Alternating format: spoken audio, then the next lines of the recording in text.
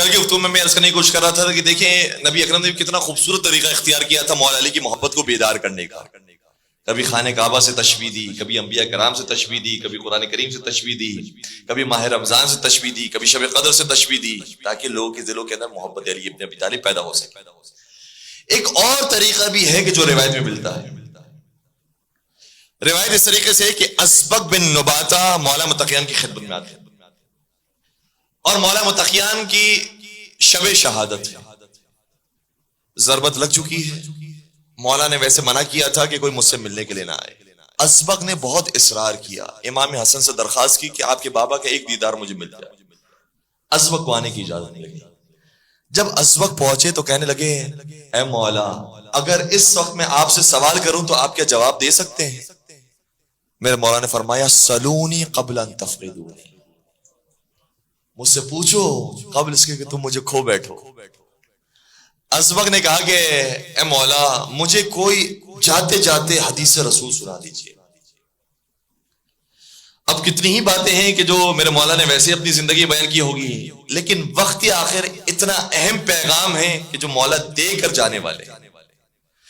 کیا لگے کہ اے اسبق جس طریقے سے وقت آخر تم مجھ سے ملنے کے لیے آئے ہو اسی طریقے سے میں رسول اللہ کے وقت آخر ان سے ملنے کے لیے گیا تھا، اور میں نے بھی رسول اللہ سے کہا تھا کہ یا رسول اللہ آپ جا رہے ہیں تو جاتے جاتے کوئی پیغام دے کر جائیے. تو میرے نبی نے شاہ فرمایا تھا اے علی مسجد میں جاؤ اور منبر پر جا کر صحابہ کو جمع کر کر یہ پیغام دو. پیغام یہ ہے کہ خدا کی لعنت ہے اس شخص کے اوپر جو اپنے ماں باپ کا نافرمان. دوسرا جملہ شاہ فرمایا، حدیث پوری سن کر جائیے گا. دوسرا جملہ شاہ فرمایا اور خدا کی لعنت ہو اس غلام کے اوپر کہ جو اپنے آقا کا غدار اور خائن ہے. پھر فرمایا کہ یہ بھی جا کر کہو کہ خدا کی لعنت ہو اس شخص کے اوپر جو مزدور کو مزدوری کے لیے تو بلاتا ہے لیکن اس کو اجرت نہیں دیتا.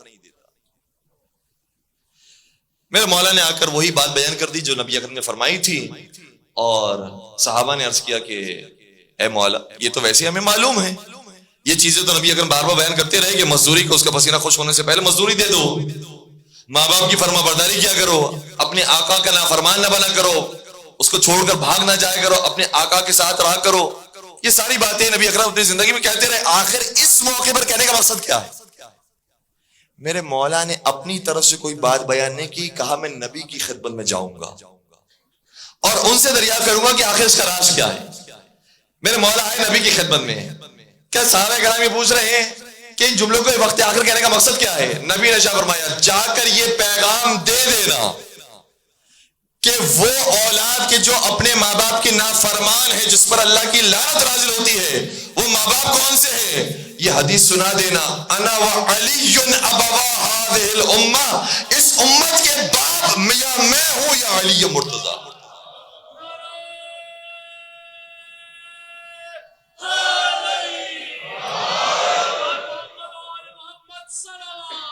اللہم صلی علی محمد وعلی محمد. اور پھر فرمایا وہ غلام جو اپنے آقا کا نافرمان ہے، یہ کون سا آقا ہے؟ فرمائی حدیث سنا دینا کہ نبی نے فرمایا تھا غدیر کے میدان میں من کنت مولا فہذا علی مولا، جس کا میں مولا ہوں اس کے علی مولا ہے. تو جو اپنے مولا کا غلام ہوتا ہے اسے چاہیے کہ اپنے مولا کی اطاعت کرے، ورنہ خدا کی لعنت اس پر نازل ہوتی. اور آخری چیز بیان کی کہ مزدور کو اجرت دے دیا کرو. کہ یہ کوئی عام مزدور نہیں ہے، میں خود ہوں جس نے اگر تمہارے سامنے زحمتیں اٹھائی تھی، تکلیفیں اٹھائی تھی، محنت مشقت کی تھی، اور جاتے جاتے میں نے صرف یہ کہا تھا کہ قل لا اسألکم علیہ اجرا الا المودۃ فی القربى، میں تم سے اجر رسالت میں کچھ نہیں مانگتا ہوں سوائے یہ کہ میرے قربا سے محبت کرو.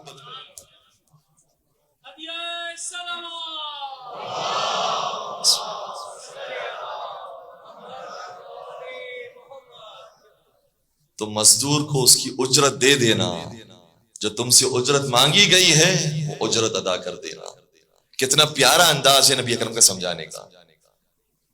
اور وہی باتیں کہ جو ہم بار بار اخلاقیات کے اندر سنتے رہتے ہیں، لیکن کبھی فضائل کو اس انداز سے بھی سنیں کہ علی مرتضی عام شخصیت نہیں ہے، علی مرتضی ہمارے آقا ہیں، علی مرتضی ہمارے عام انسان نہیں ہے، علی مرتضی اس امت کے باپ ہیں۔